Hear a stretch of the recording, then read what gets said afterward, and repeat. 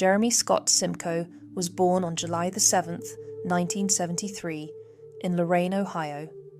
He grew up in a close-knit family with his parents, Robert and Rose, and his sisters, Melanie and Hillary.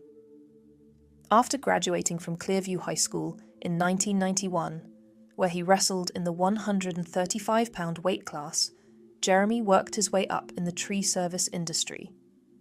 In 1997, Jeremy founded Simko Tree Service, building it from nothing into what his father described as one of the premier tree services along Ohio's north coast. He was known as a perfectionist and gifted tree climber, but also had a temper. If you crossed him, there'd be a fight, recalled his friend Al Hopp. In the late 1990s, Jeremy met Julene Nick, a recent high school graduate. They were inseparable from the start. "You would not see one of them without the other nearby," said Julene's grandmother, Mary Suey.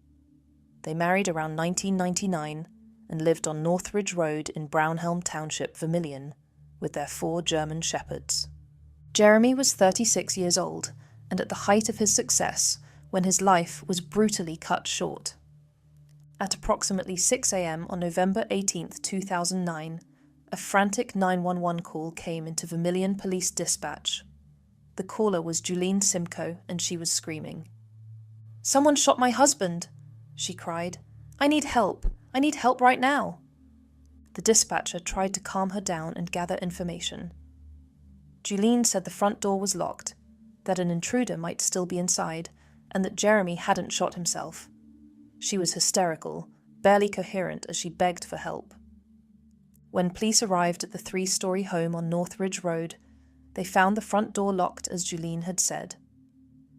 They entered through the kitchen door. The screen was unlocked but closed, and the inner door was open. Almost immediately, Officer Corey Spores spotted a .357 Magnum Smith & Wesson revolver lying on the kitchen floor. 1 round had been fired. The officers made their way upstairs to the 2nd-floor bedroom. There they found Julene kneeling next to Jeremy's body, covered in blood and hysterical with grief. She had moved him from the bed to the floor whilst performing CPR at the 911 operator's direction, but it was far too late.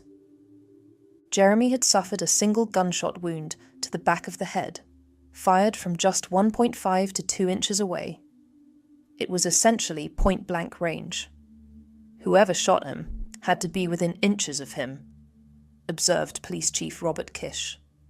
Basically, almost either crawl in bed or lay in the bed. The scene was devastating.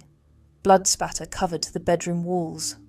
Bullet jacketing consistent with the .357 was found embedded in the room, though the actual bullet was never recovered. 2 additional bullet holes were discovered in the hallway. Julene explained these by saying she had fired warning shots with a 9mm semi-automatic pistol she kept in her nightstand after discovering her husband's body. Julene had moved the 9mm handgun in the days before the murder, claiming she was cleaning for a home appraisal. But when investigators contacted the bank, they learned that no appraisal had been scheduled. A firearms expert testified that no blood spatter was found on the .357, which might be expected from such a close-range shot. However, the coroner explained that 25% of contact or near-contact wounds do not produce blowback, citing a study from the American Journal of Forensic Medicine and Pathology. But as officers began to process the scene, troubling questions emerged. How had an intruder managed to get so close to Jeremy without waking him? How had they penetrated the Simco's extensive security system without leaving a single trace? The Simco property was protected by what investigators would later describe as top-notch security measures.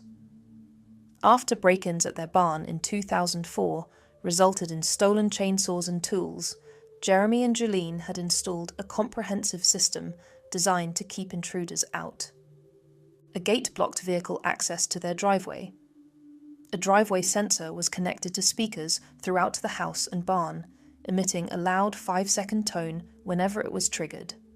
Security cameras monitored both the front and back of the house, with feeds visible from the living room. door sensors on all 4 first-floor doors would emit 3 beeps when opened, with one speaker located just feet from where Julene claimed to be sleeping on the 3rd-floor loft. The house also had window alarms and garage alarms. But perhaps most importantly, 4 German Shepherd guard dogs were secured to dog houses around the perimeter each night.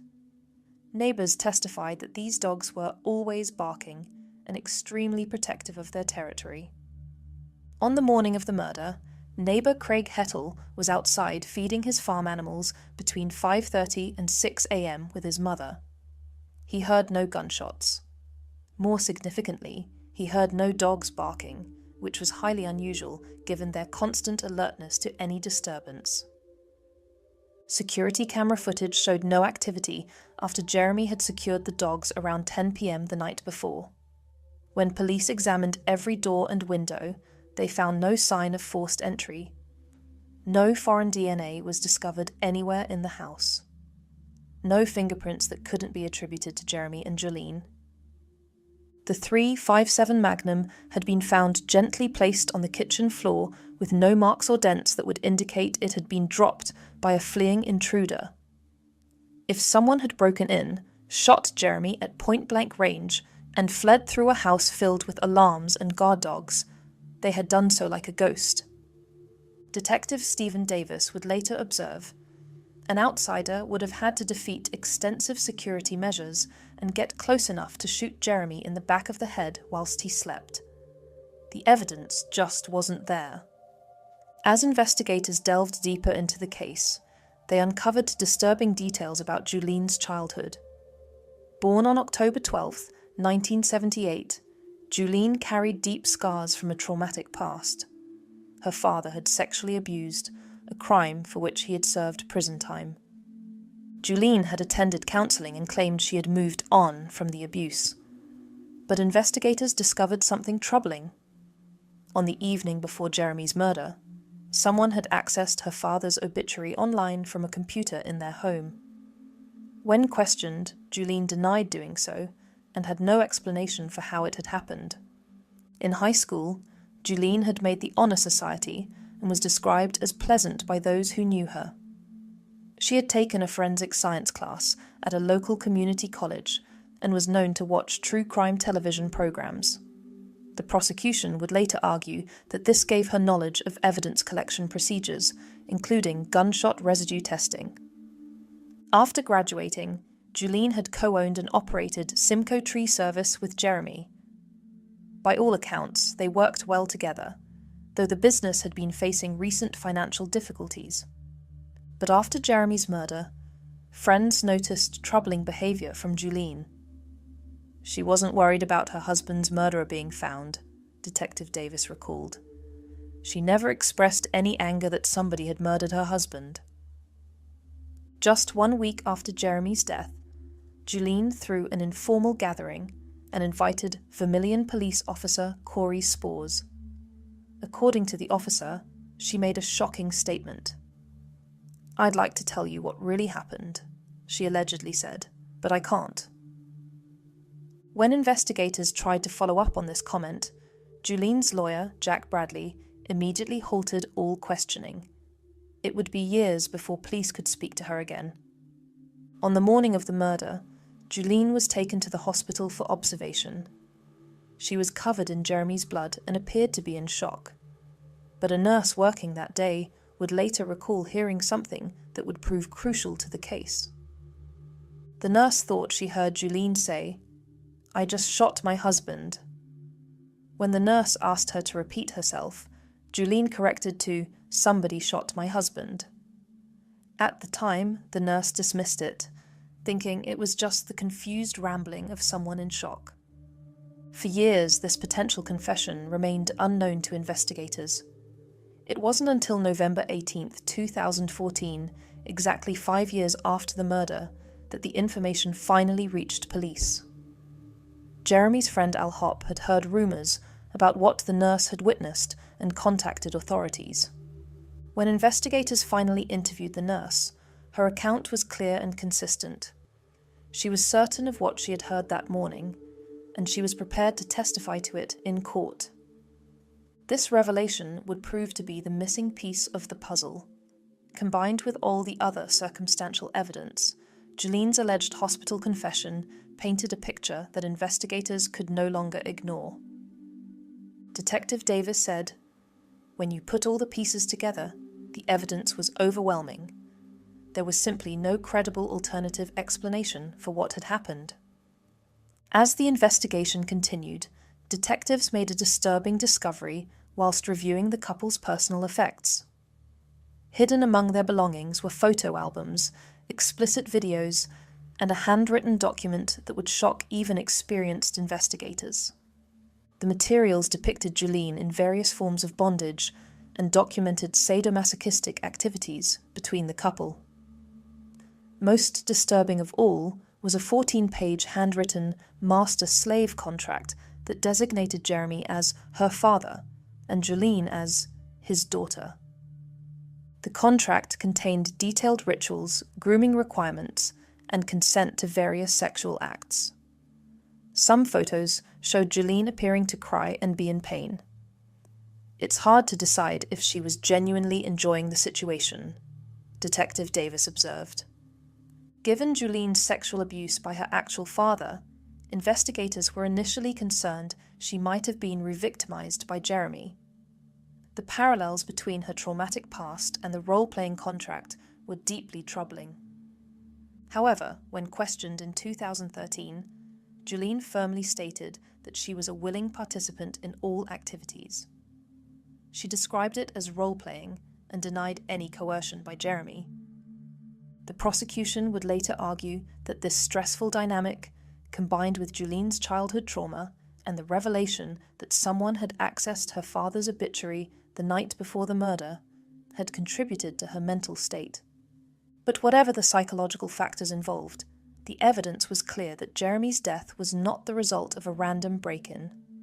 The team also discovered that the home had been broken into twice in the week following Jeremy's murder. Julene reported $2,000 cash stolen and the surveillance system taken. This raised additional questions about whether someone was trying to destroy evidence. By 2014, investigators were confident they had enough evidence to present to a grand jury. The circumstantial case was strong, and the hospital nurse's testimony provided the crucial missing piece. On December 19, 2014, exactly 5 years after Jeremy's murder, a Lorain County grand jury indicted Julene on multiple charges, including aggravated murder.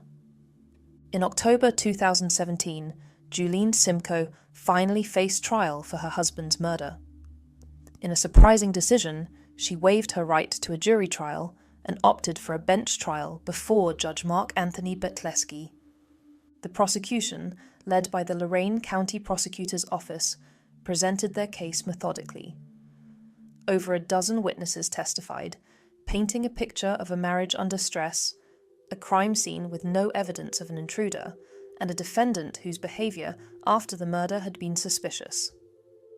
The prosecution argued 3 possible theories for motive: financial pressures facing the business, the desire to escape a stressful sexual dynamic, or undetermined personal reasons.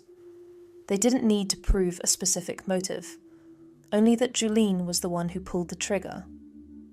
The hospital nurse testified about hearing Julene say, "I just shot my husband." Police officers detailed the extensive security measures that an intruder would have had to defeat. Forensic experts explained why the physical evidence was inconsistent with a break-in. The defense, meanwhile, argued that police had conducted a poor investigation with a myopic focus on Julene from the beginning.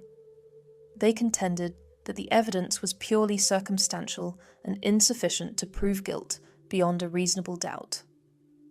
Julene herself chose not to testify, and the defense called no witnesses.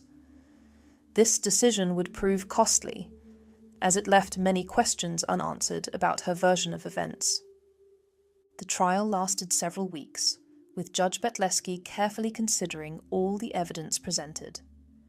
The judge noted that this was a circumstantial case, but emphasized that circumstantial evidence can be just as powerful as direct evidence when it overwhelmingly points to one conclusion.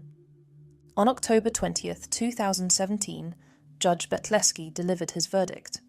He found Julene guilty on all 6 counts: aggravated murder, 2 counts of murder, 2 counts of felonious assault, and tampering with evidence. 6 days later, Julene Simko was sentenced to 28 years to life in prison. Judge Betleski explained his reasoning in a 34-page written decision. He noted that of the 3 potential killers, a stranger, an assassin, or Julene, she was the only one who would have had easy access to Jeremy and could have gotten close enough to shoot him in his sleep. I did not find sufficient evidence in terms of motive, the judge acknowledged, but the state was not required to prove motive. At the indictment in 2014, Jeremy's father, Robert Simko, had said, "No matter what happens here, nothing is going to change about missing Jeremy." At sentencing, his tone was sharper. "I hope she's miserable in prison every day and every night," he told reporters. "It's been a lot of time, but we finally got justice for Jeremy." He added that if Julene had been unhappy in her marriage, she could have simply left rather than committing murder. Jeremy's sister Hilary Duran spoke of their close relationship despite an 8-year age gap. "He was like having a second dad," she said. "He would make me laugh so hard I had tears in my eyes." Julene's appeals to both the 9th District Court of Appeals and the Ohio Supreme Court were unsuccessful. She remains incarcerated at the Ohio Reformatory for Women and will be eligible for parole in 2045, when she will be 67 years old. Jeremy's grave at Ridge Hill Memorial Park in Amherst bears a simple inscription that tells his story: he was a victim of murder. For Jeremy's family, the conviction brought closure but not peace.